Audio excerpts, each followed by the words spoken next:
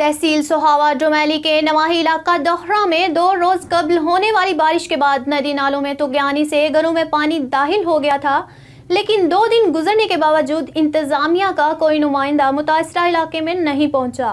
इलाका मकीनों का एहतजाज। मजीद तफसीलात जानते हैं नुमाइंदा जी न्यूज़ मोहम्मद नबील हसन से।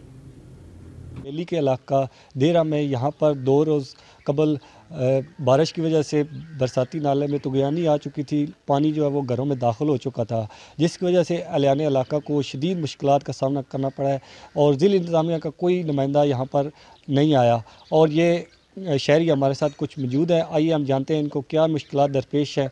जी बताइए सर जी, सानू बड़ी मुश्किल है जी। 2 दिन पहले बारिश हुई है तो सर जी नाला जड़ा है पानी नाल भरिया जाना है। ठीक है सर जी, साड़ा कोई बंदा बीमार होवे असीं रार पार भी नहीं जा सकने।